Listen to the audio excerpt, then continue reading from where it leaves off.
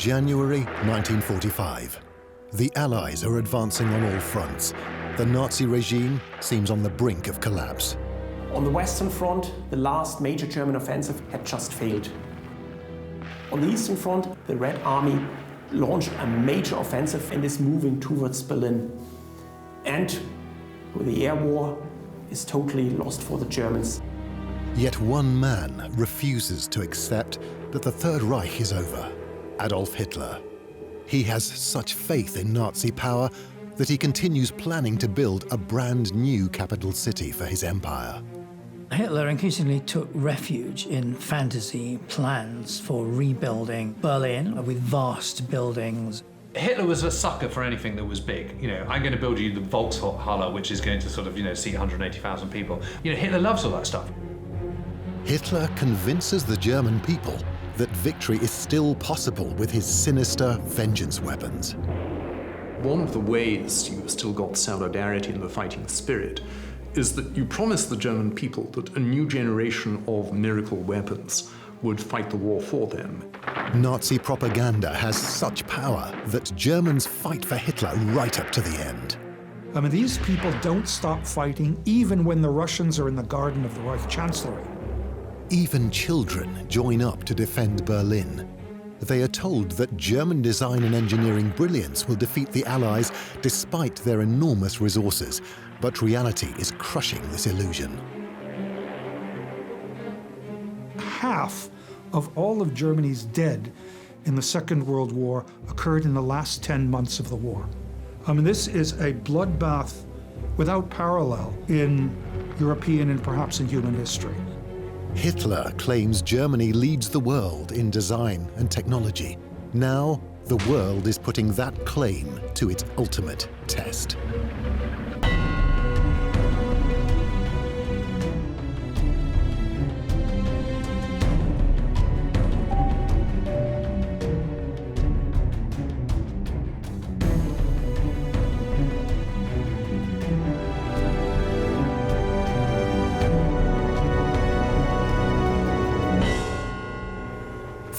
June 1944, just days after D-Day.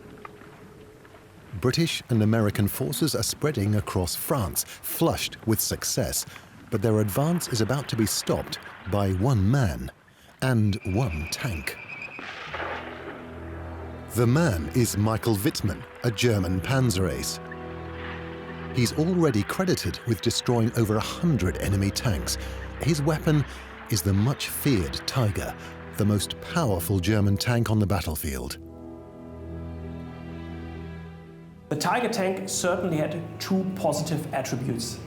It was heavily armored and it had a very powerful gun.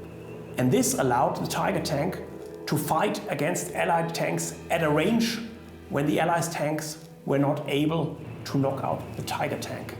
So they often could keep the enemy tanks at a distance. The British 7th Armoured Division advances from the Normandy beaches to the small French town of Villers-Bocage. They are greeted by cheering French civilians. The British soldiers are relaxed. In the morning, Michael Wittmann and his men strike. They realised that there are lots of British troops and tanks in the village, all kind of, just waking up and yawning and stretching and making their cups of tea. And Wittmann, who is the commander of this company, thinks, here's a golden opportunity here, and splits into two. And he goes off on his own pretty much and careers around a road that is parallel to the main drag in Villers-Bocage, in which all these British tanks and units and carriers are waiting. And goes down this parallel road, and wherever there's a link, he turns his barrel to the right and fires and blows them all up, and then actually moves into the main high street himself and finishes off the job. In less than 15 minutes, at least 13 tanks, 2 anti-tank guns, and 13 other vehicles are destroyed by Wittmann and his men. For many Germans, the Battle of Villers-Bocage proves that their tanks and soldiers are inherently superior to the Allies. German propaganda describes Wittmann as a noble hero for a country which desperately needs one. He's promoted to captain and awarded one of Germany's highest honours, the Knight's Cross of the Iron Cross with oak leaves and swords, by Hitler himself. These events were massively played up by German propaganda, and it's very interesting that the cult of the ace was something that was absolutely integral to the German propaganda machine. And a lot of these people were kind of put on pedestals, whether they be U-boat aces, whether they be fighter aces, whether they be dive bombing aces, or whether they be panzer aces. And it is amazing how often these aces tended to be incredibly good looking. They're all absolutely conformed to the ideal of the Aryan kind of superhero in a way that the Nazi leadership itself didn't. And Wittmann was no different. But despite Wittmann's success, neither he nor any other Tiger commander prevents the Allied breakout from Normandy. Really, all we're talking about here is a minor tactical engagement. The British didn't have much chance of exploiting that gap at the time anyway. Did it have an overall effect on the campaign? No. How significant were the losses? Well, actually, by the time the two-day battle was all over, and it wasn't just that morning engagement, the Germans had only marginally fewer casualties than the British did, and 6 of their precious Tiger tanks had been knocked out. German propaganda exaggerates Wittmann's achievement. The German Armed Forces magazine, Signal, shows the aftermath of the battle but uses 3 different photographs joined together, creating a false impression of the destruction.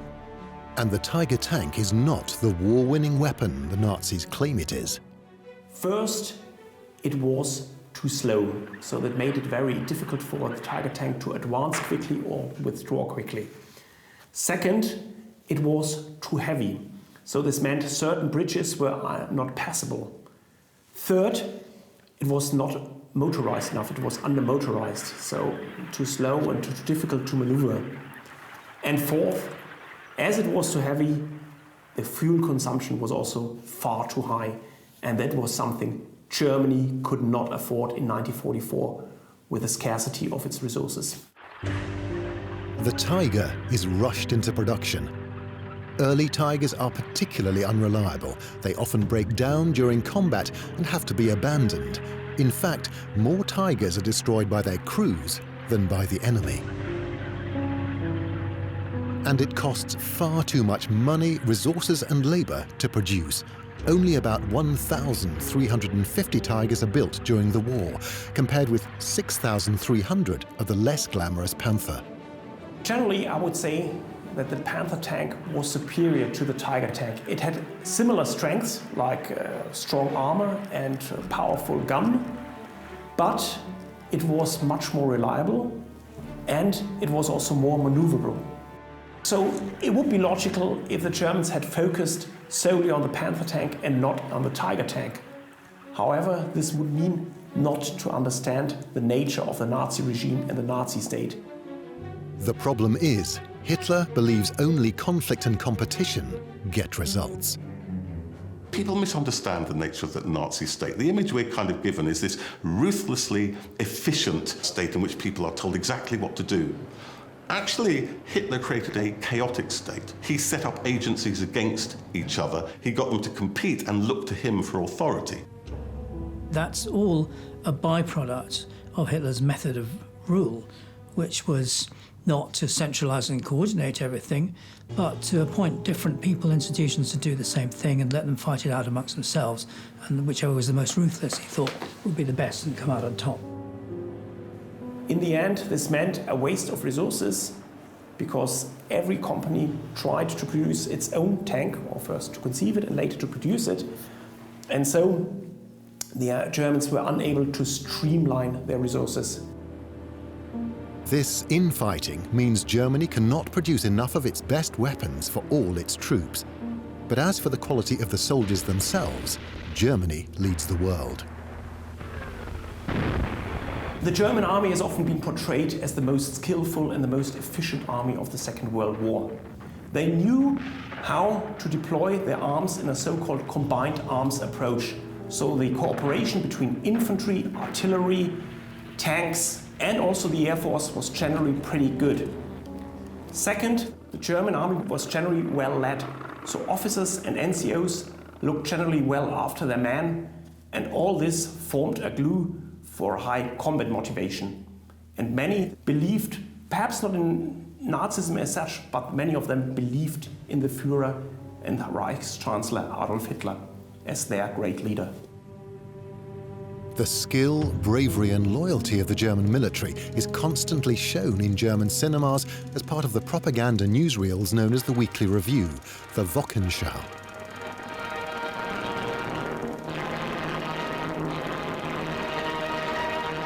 It was a link between the millions of German soldiers who were at the front to their families back home, and their families then had an idea of what their achievements were. Because the Wochenschau films were all about achievement. How much ground has been taken, how many enemy vehicles have been destroyed, and all this was good for the soldiers' morale, because then their loved ones back home were truly appreciative of what was being achieved for them at the front. You do get images of wounded soldiers, rarely many dead soldiers, for obvious reasons. And that really was the success of the Wochenschau, because there was sufficient truth in there, grainy realism, to enhance the value of the propaganda. I think because much of it is actuality footage, it's got that grainy feel that contemporary newsreels have. They're obviously unrehearsed, not all, but many of them are unrehearsed in showing combat as it really is, because some of the sound effects are there.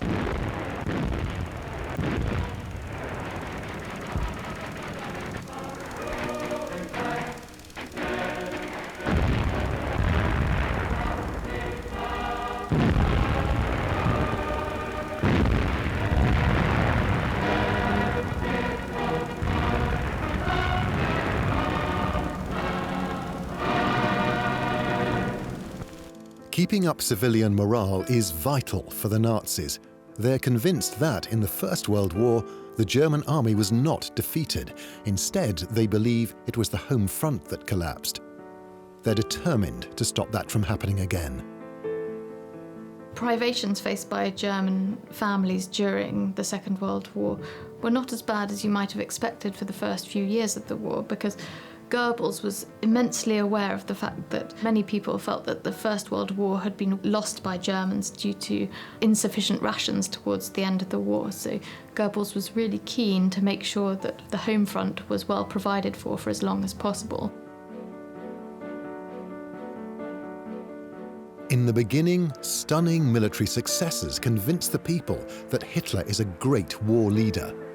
Poland is captured in 5 weeks, France in little more than 6. But Hitler's ongoing lust for territory is undermining his popularity. People's views of the Nazis weren't static over time. When Germany was winning lots of victories early on, that was sort of easy propaganda for Hitler, and I guess people were keen to throw their weight behind the national cause out of patriotism, even if they had had reservations about Hitler. But as the war went on, and there were more personal costs associated with the war, with men away fighting, rationing, biting harder after the defeat at Stalingrad in '43, the popularity of the regime began to wane significantly, because the difference between propaganda and reality became ever starker. What you can't make successful propaganda out of is failure. And this is, I think, the reason why the propaganda efforts from particularly 1943 onwards are less and less successful. When Hitler decides to invade Russia, he triggers a series of events which will destroy his military.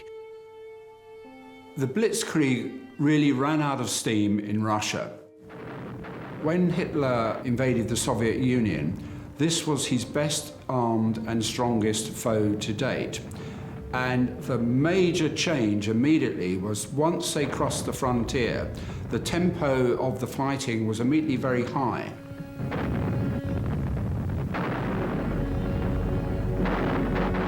That in time led to obviously extremely heavy casualties, so that by, let's say, October 1941, the army that invaded Russia had had casualties to the equivalent of 30 divisions.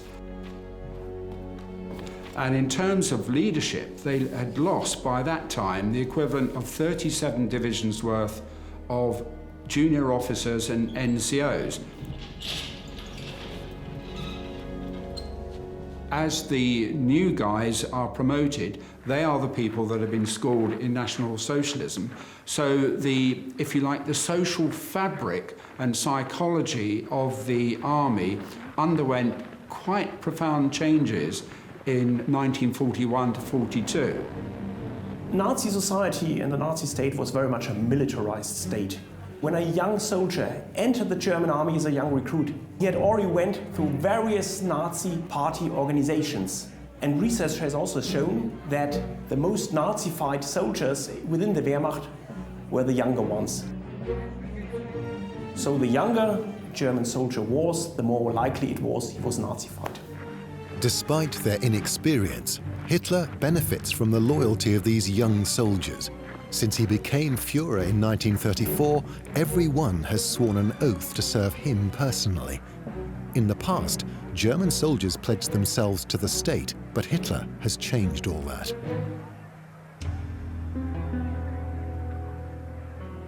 The oath to Hitler was very crucial for the army's loyalty to Hitler. For instance, for the officers, and particularly those who were critical towards the Nazis and Hitler. For them, it always posed a big barrier because breaking the oath was out of question. From then on, an individual soldier was no longer bound to the state, but to one person, Hitler himself. Obedience, accepting orders without question, is central to the Nazi project. But no matter how loyal they are, the influx of dedicated Nazi soldiers cannot change the fact that by the summer of 1943, the war is going badly for Germany. On the Eastern Front, the major offensive at Kursk had failed. The initiative now lay solely with the Soviets. Over the skies of Germany, the Allied bombing campaign intensified more and more. In North Africa, Army Group Africa had just surrendered, and the Allies were preparing to launch their offensive against Fortress Europe. And finally, in the Atlantic, the U-boats had lost the Battle of the Atlantic. The senior leadership of the German army and the German armed forces saw that the war was against them, and there was no question anymore of winning the war. However, they still continued. They still waged the war as if there was still a chance to win the war. Despite Nazi propaganda, the severity of the situation can no longer be hidden from civilians.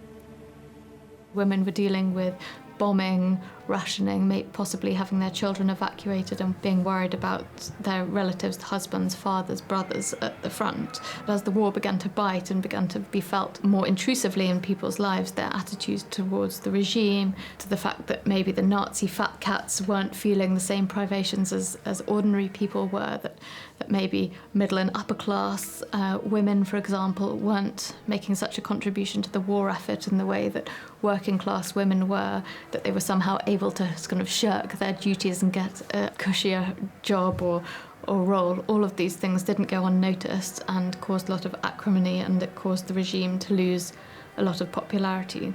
British and American bombers are inflicting terrible damage on German cities.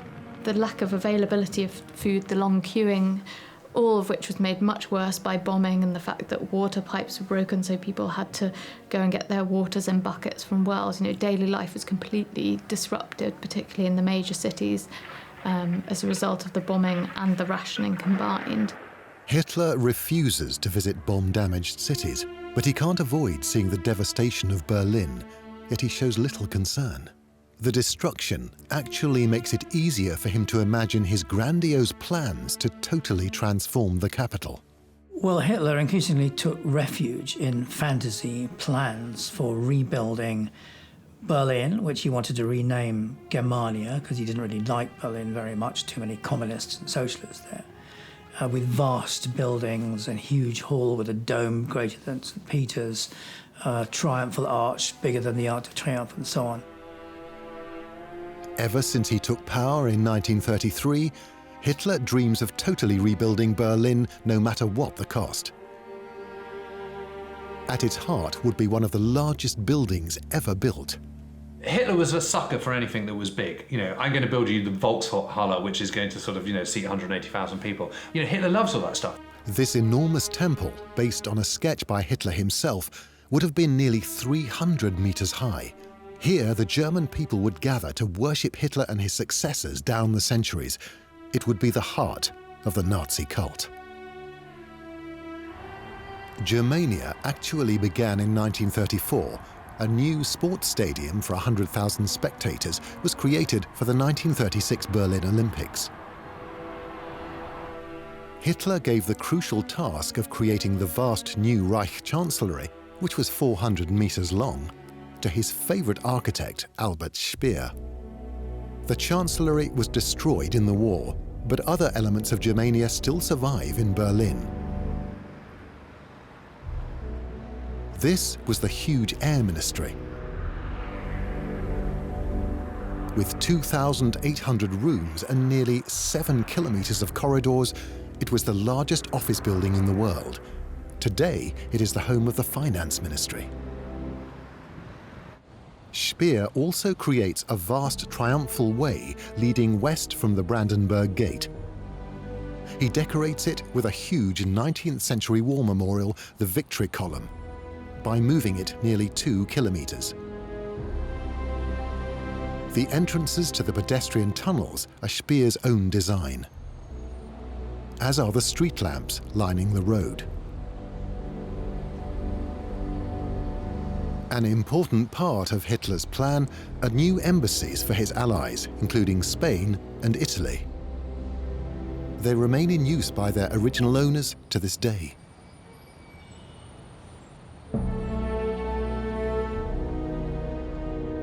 But the completion of the Japanese embassy marks the end of Germania. The military situation in the east is getting worse, forcing Hitler to put his grandiose building project on hold. By 1943, Germany is beginning to face a manpower crisis. The loss of a complete army at Stalingrad meant not just the loss of numbers, but a wiping out of a huge chunk of experience and professionalism within the German army at that time. So really, the Germans are looking for technological solutions to compensate for its reduction in manpower and, more importantly, experience. Hitler was always very enthusiastic about technological progress. And Germany had a tradition of great engineering and of great science. So in the Second World War, the Germans produced some of the most advanced weapons. The most advanced weapons of all are created and tested here, a top secret base on Germany's Baltic coast, Peenemünde.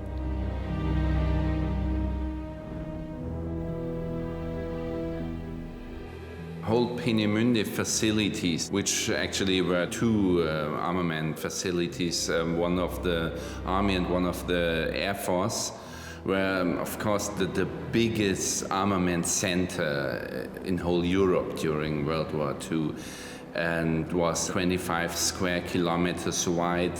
Up to 12,000 people worked here. So it was enormous industrial facility which spent lots of resources, material, financial and personal resources. The mission of the scientists who work here is to develop weapons of enormous speed and power to penetrate the Allies' defenses. By 1944, conventional German bombers have little chance of attacking London successfully. An entirely new approach is needed.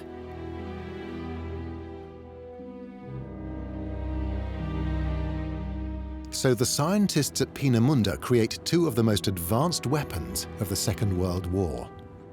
The first is a cruise missile, the V-1. With a top speed of 630 kilometers per hour, it is faster than almost every Allied fighter. It carries 850 kilograms of explosive, up to 240 kilometers. The V-2 is an even more extraordinary weapon, the world's first ballistic missile. It carries 1,000 kilograms of explosive, 320 kilometers.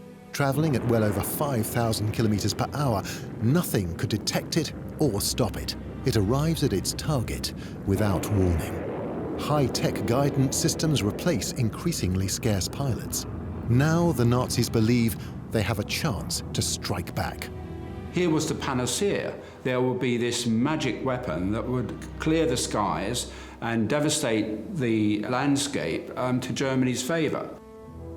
On September 29, 1943, Albert Speer promises revenge against the Allied bombing of German cities with a secret weapon. So, before they even exist, the V weapons are a vital tool of Nazi propaganda.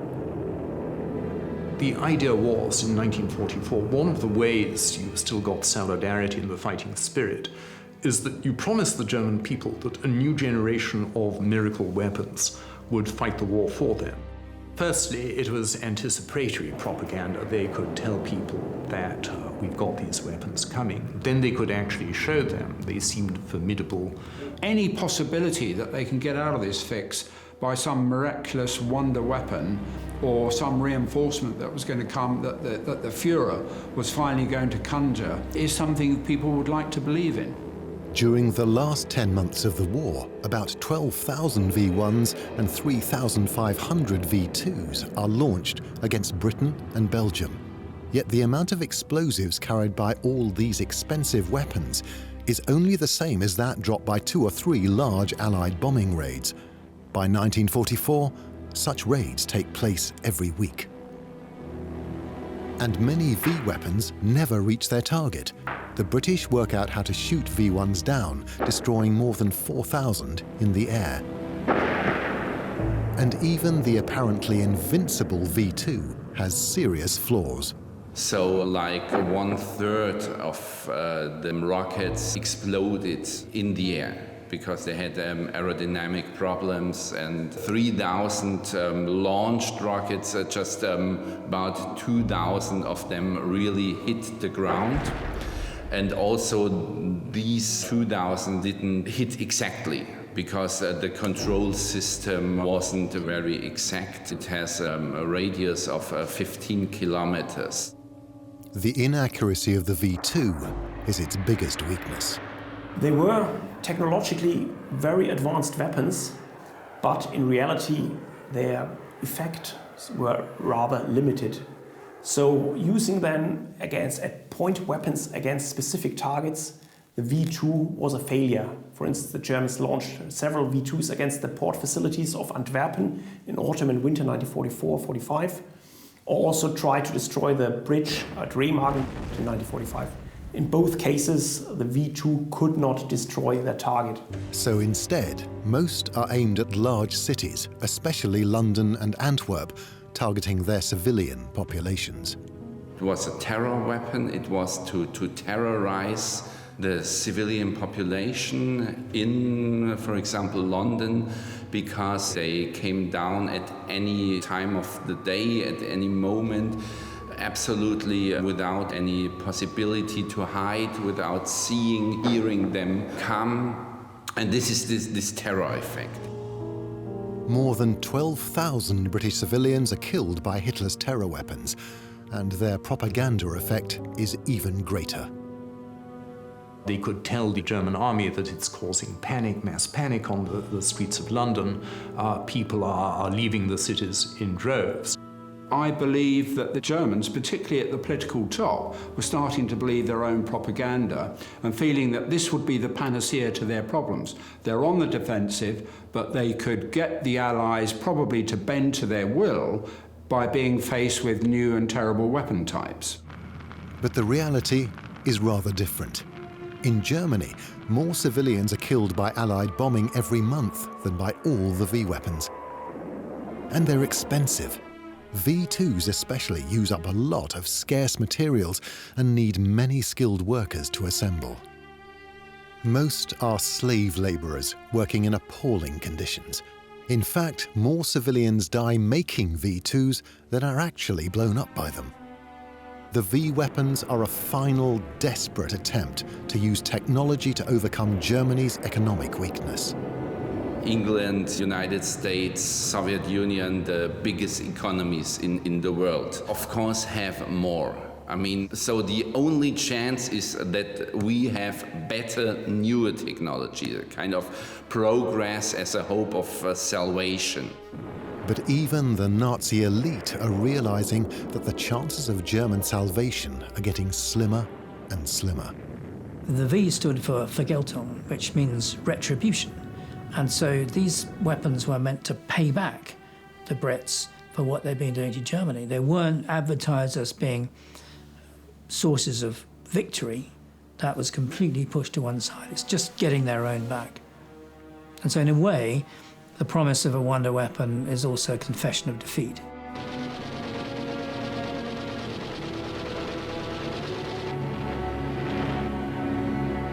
Summer 1944 is a time of the huge disasters for the Germans. In Normandy, the Allied landing had succeeded, and major German forces were encircled and destroyed in the Battle of Falaise. On the Eastern Front, Army Group Center had collapsed, and the Allied air campaign was now beginning to start as a full success. The Allies had now full air supremacy over the skies in Germany. These hammer blows completely change Hitler's behavior. Hitler can't really deal with defeat. He doesn't really want to know about it. And so increasingly he refuses to appear in public. He's of course afraid that he might be shouted at or jeered. His appearances are less and less frequent. Towards the very end, he does pretty well vanish. Indeed, his speeches are delivered over the radio by someone else. So he does become more and more of a recluse. For Goebbels, this is a disaster. Hitler is his greatest propaganda weapon, but with the Führer now almost invisible, he must come up with ever more creative alternatives. During the war itself, they went much more for pure entertainment, and they still made films which were propaganda, but they were big-budget epics, costume drama, where the propaganda message was heavily disguised beneath an 18th century uniform or a 19th century crinoline skirt. And the biggest of Goebbels' box office spectaculars is the feature film Kohlberg. Well, in the later stages of the war, Goebbels tried to convince people to hold out against the enemy by spending huge amounts of money and resources on making a film about Kohlberg, which is a town in the eastern part of Germany, which had been besieged by Napoleon in the Napoleonic Wars. And it's all a story in glorious colour, enormous resources devoted to it. Parts of the German army are actually diverted from fighting to put on Napoleonic-era uniforms and take part in the film. And the idea is to show how the townspeople rallied round and defeated the enemy, and that's what the Germans should do. Well, Kohlberg was an extraordinary phenomenon. The producer actually claims that he pulled back 100,000 troops from the front line, about the size, I think, of the current British Army, to act as extras in Kohlberg. Certainly the scenes are amazing, the cavalry sweeps and so forth. It's probably more likely to have been about 20,000, but that's still a huge number of troops to pull back for the front in the last stages of the Second World War. Kohlberg is the most expensive Nazi movie. Filming lasted nearly 10 months, both on location and at the Babelsberg Film Studios. While based on real events, the film claims that the will of the citizens to defend their city is strengthened by the imposition of a dynamic new general, a kind of 19th century Nazi. But by the time the fictional version is ready for release in January 1945, the real city is under threat from the advancing Soviet forces. Then what happens is that the town of Kohlberg is surrounded by the Russians, parallel to this. And so what Goebbels did is replace the older general with a thrusting new general, just like in the film. But then Kohlberg surrenders, and Goebbels stifles the news of that surrender so that everything will be consistent with the movie. So it's an extraordinary example of art and life not only imitating each other, but being inextricably intertwined. In January 1945, the German Reich was on the brink of collapse. On the Western Front, the last major German offensive in the Ardennes, in the Battle of the Bulge, had just failed. On the Eastern Front, in mid-January 1945, the Red Army launched a major offensive from the Vistula and is moving towards Berlin. And with the air war is totally lost for the Germans, and Allied bombing now heavily impacted on German industrial production. The wonder weapons are not appearing in nearly enough numbers to turn the tide. Production of conventional weapons is also falling. And yet the German army holds together, fighting to the very last, despite enormous casualties. Half of all of Germany's casualties, of all of Germany's dead in the Second World War, occurred in the last 10 months of the war. The Wehrmacht, in January of 1945, lost 450,000 men. This is 3 times as many as 2 years before, in January 1943, that is the month of Stalingrad. I mean, this is a bloodbath without parallel in European and perhaps in human history. With their enemies now threatening Germany itself, the Nazis might have been expected to withdraw to their country's borders, but Hitler will not allow any retreat. Hitler often described himself as an all-or-nothing man. He said, when I bet, I go for broke. And he believed very much in the triumph, the power of the will, as the film says. Willpower could conquer anything. So he saw retreat, even tactical withdrawal, of such that the generals had all been trained to do in their military schools. Tactical withdrawal was a sign of cowardice. To keep the armed forces fighting, the Nazis resort to their oldest tactic, repression. It's kept together, they kept fighting, partly because of increased terror. So there were increasing numbers of executions for deserting the colours, for cowardice, and similar offences. Thousands and thousands of German troops were executed in the last stages of the war for these things. It's estimated that German courts-martial tried 3 million cases during the war. They sentenced 30,000 members of the German armed forces to death. The Nazi leadership and the senior German generals shared one big trauma: the defeat of 1918, when it was considered that the morale of the German army had collapsed.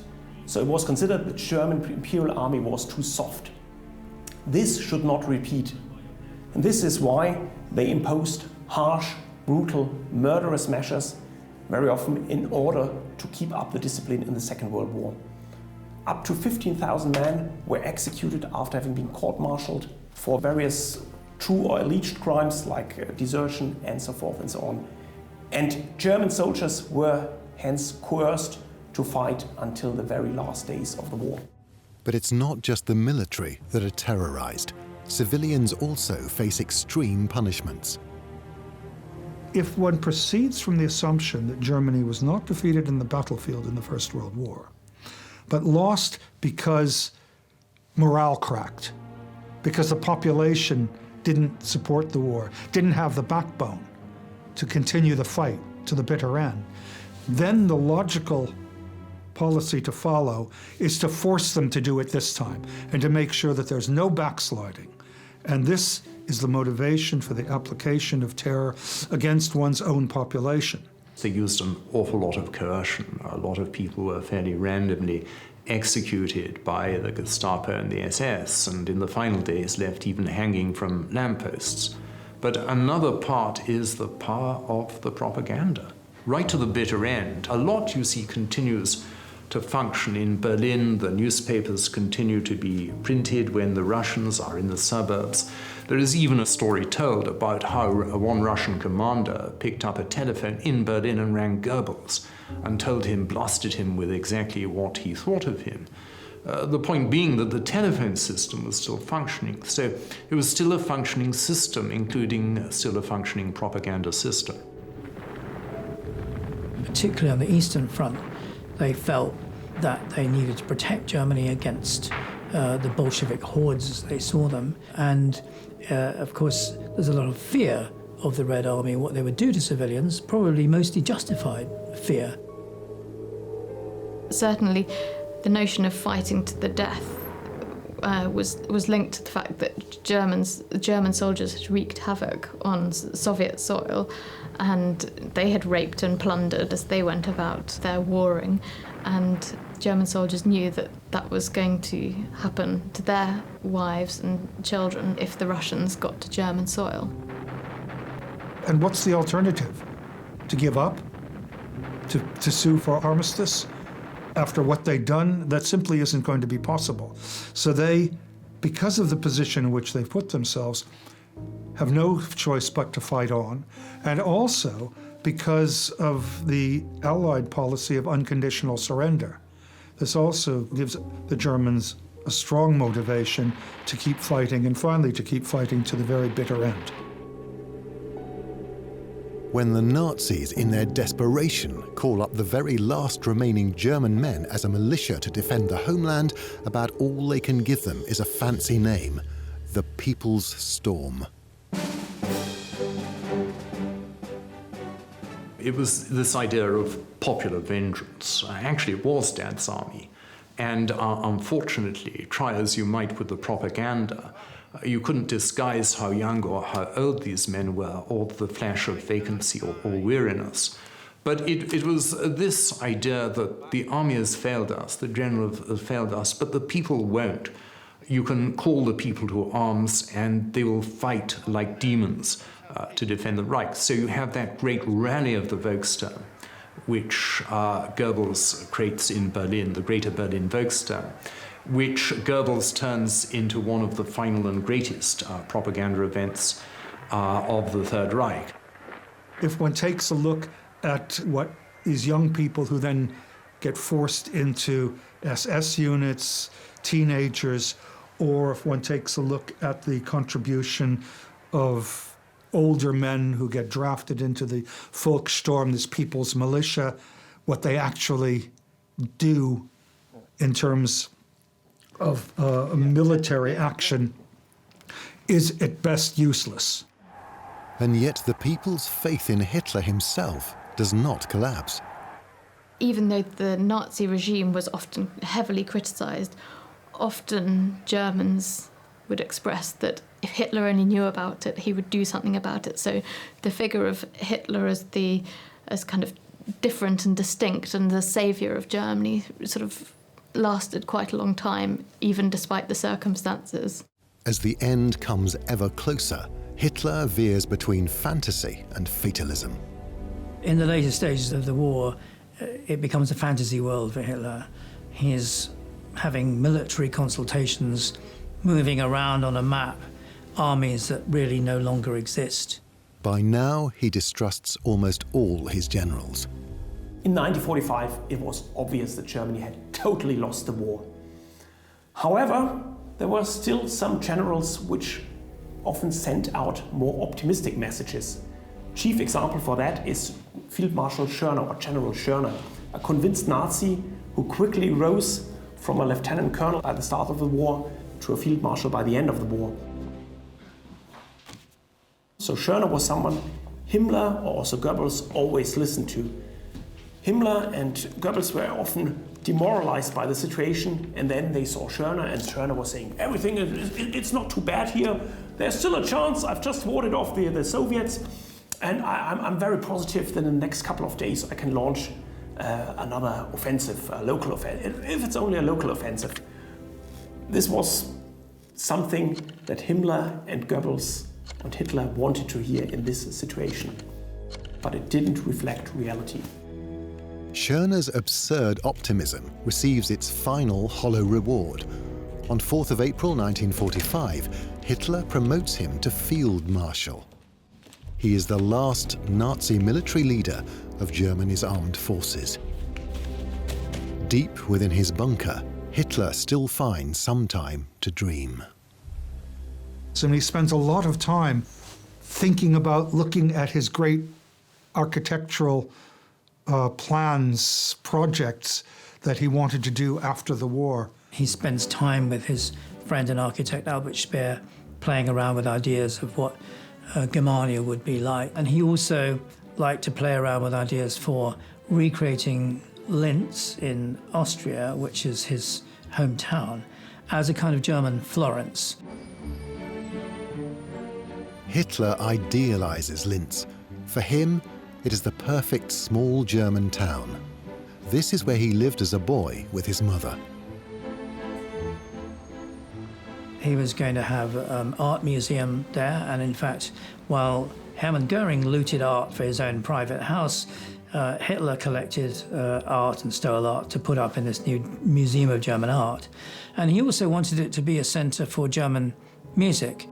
But as well as these fantastical dreams, Hitler is also planning a final and very real nightmare for the German people.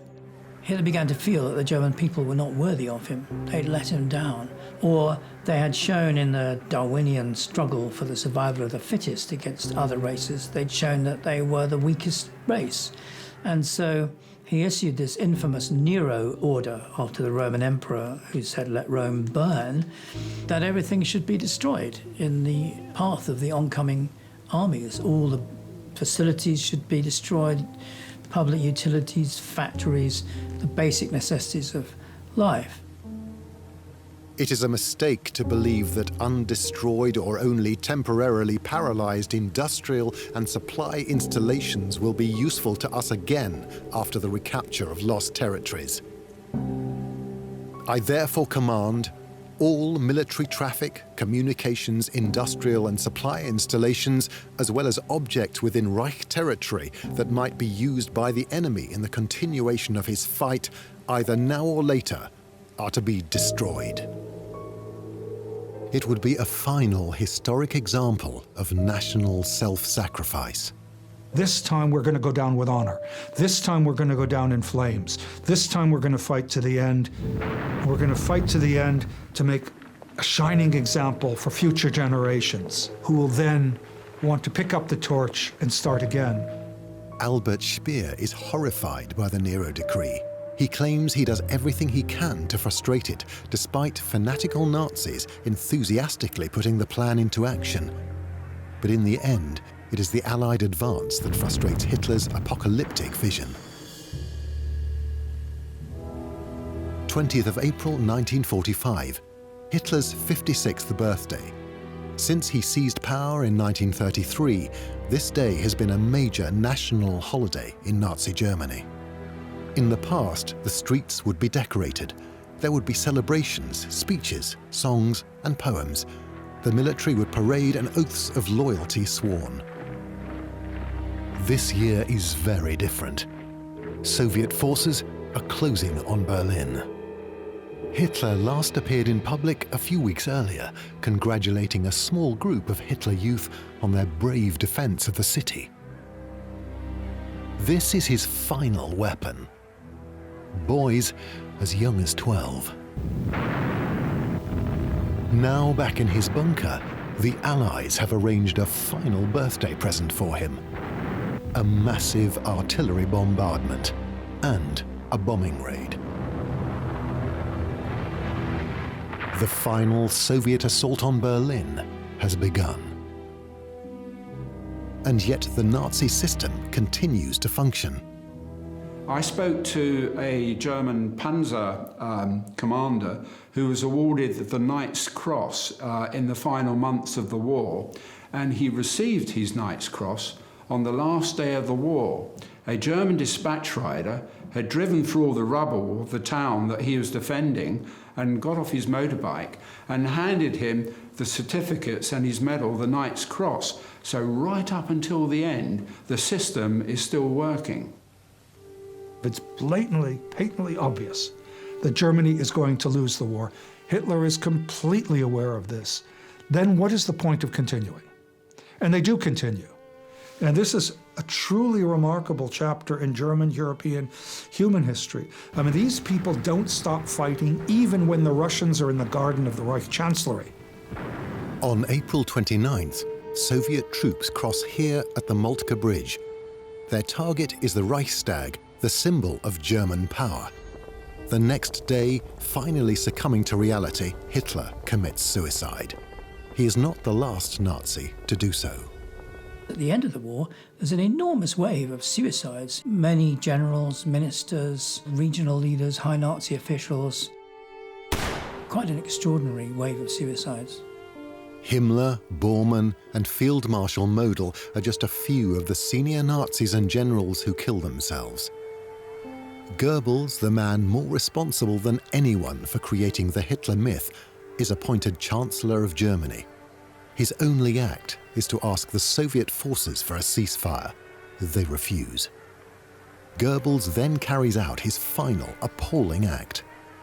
His wife and he then murdered their children by poison because, as his wife said to her son by an earlier marriage, adult son, in a letter, she could not think that life would be worth living after the fall of the Third Reich, and she didn't want to subject her children to this. It was an absolutely terrible act of ideological vindictiveness, really. And Goebbels and his wife then killed themselves. From their foundation, the Nazis always said they will lead Germany to world domination.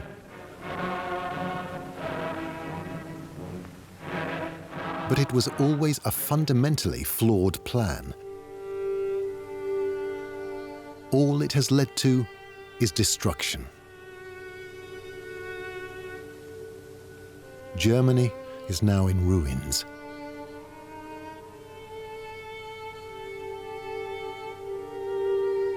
Project Nazi is over.